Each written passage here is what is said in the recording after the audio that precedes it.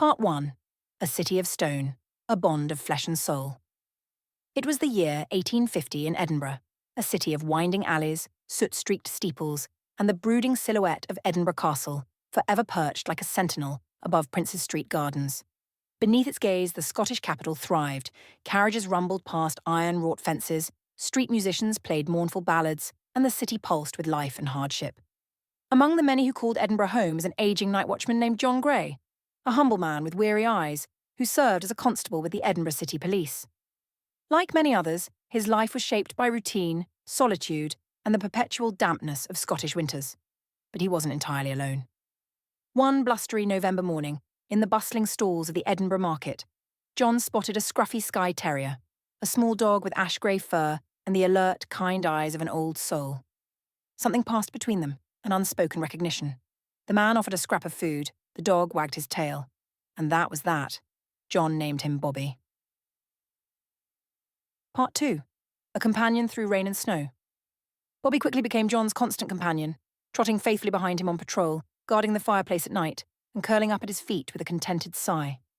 Locals would often spot the pair strolling through Princes Street, past the looming Edinburgh Castle, and into the narrow lanes of Old Town, the little dog prancing proudly beside his master.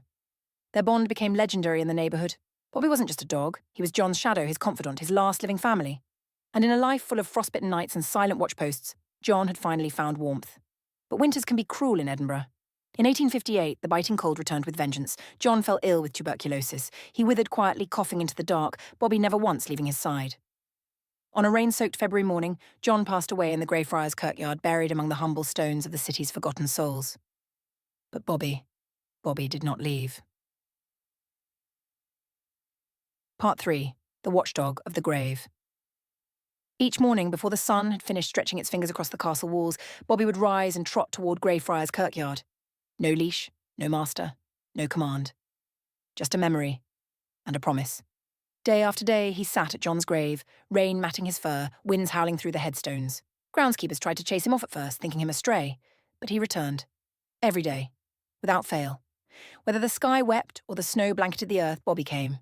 The city began to take notice. Locals brought him food, shopkeepers left scraps outside their doors, and even the stern kirkyard caretakers softened.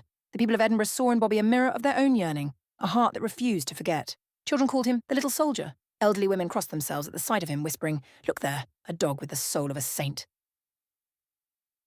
Part 4. A City Falls in Love. As months turned to years, Bobby's vigil continued, unstoppable, unyielding. Even when the new city ordinance demanded all unlicensed dogs be put down, Bobby was spared. The Lord Provost of Edinburgh, moved by the dog's devotion, paid for his licence and gave him a custom-made collar, inscribed with Greyfriars Bobby, from the Lord Provost 1867, licensed. He was no longer just a stray. He was a citizen of Edinburgh. Artists painted him, writers chronicled him. Tourists began to ask about the grave dog. Children brought flowers to the grave, not just for John Gray, but for the dog that kept watch. Part 5. The Final Vigil. 14 years passed. Bobby had grown older, his muzzle now flecked with white, his steps slower, his naps longer. But his ritual never wavered. He rose each morning, passed by the iron gates of Princes Street Gardens, sniffed the wind from Castle Rock, and made his way to Greyfriars. Until one morning, in 1872, Bobby didn't move.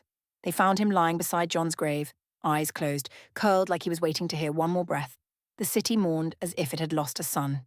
He was buried just inside the gates of Greyfriars, not far from his master, a rare honour for an animal. And though he could not be laid beside John due to churchyard rules, the love between them required no proximity to be eternal. To Part 6, a legend, etched in stone and heart. Today, a bronze statue of Greyfriars Bobby stands near Candlemaker Row, his nose polished to gold by the touch of visitors seeking luck, comfort, or a moment of connection. Behind him, Edinburgh Castle still rises in solemn strength, watching over a city that once wept for a little dog who waited forever.